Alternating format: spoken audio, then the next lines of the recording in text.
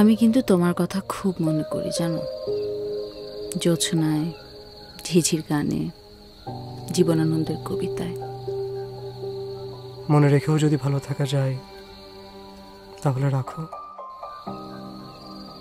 মনে রাখা তো অপরাধ না। এরপর একবারও আমার খোঁজ নিতে মন চাইল না, খারাপ লাগলো না?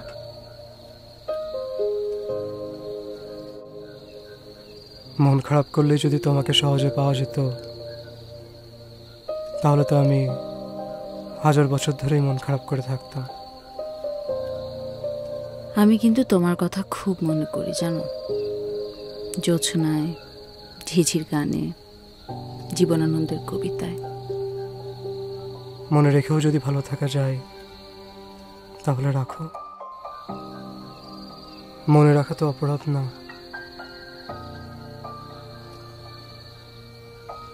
ভালো আছি নাকি ভালো নেই তা জানি না,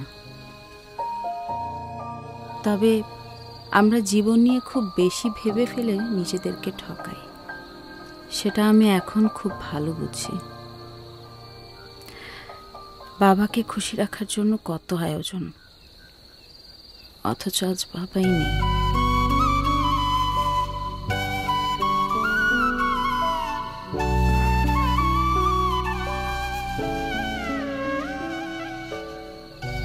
আমার মনে হয় তোমার এখন ওঠা উচিত, অনেক দেরি হয়ে গেছে।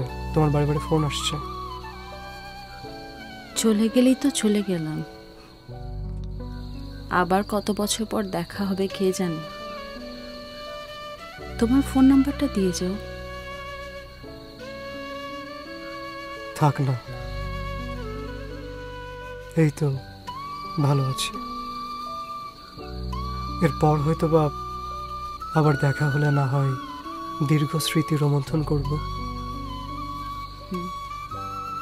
বোঝা যাচ্ছে তুমি বেশ ভালো আছো, সুখে আছো সংসার নিয়ে।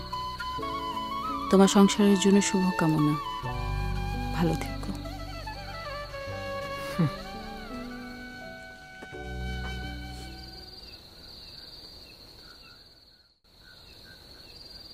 উঠি তাহলে। ভালো থেকো। ভালো থাকবো। একবারও তো জিজ্ঞেস করলেন আমাকে আমি কেমন আছি।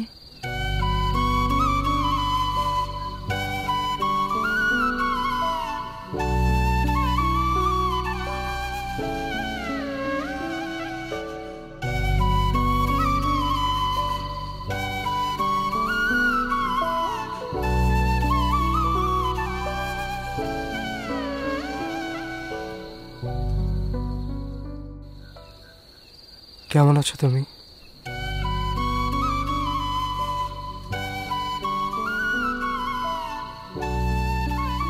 ভালো নেই।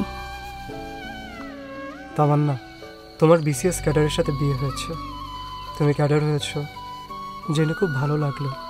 আমি কিন্তু আজও একা, তোমাকে পেলাম না। ভালোবাসার প্রতি আমার আগ্রহই চলে গেল, বিয়েও করলাম না। এখন মাঝে মাঝে মনে হয় মন খারাপের দিনে পাশে থাকার জন্য একজন দরকার ছিল।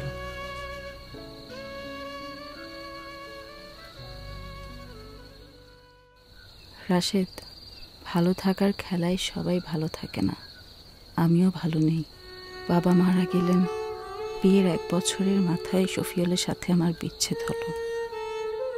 স্বামী হিসেবে শফিউলের সাথে এক ছাদের নিচে ঘর করা খুব অসহনীয় হয়ে উঠেছিল, তাই নিজেকে মুক্তি দিয়েছিলাম। তুমি তো অকপটে স্বীকার করে বললে ভালো আছি, কিন্তু আমি বড় একা, আমি ভালো নেই, আমি ভালো নেই।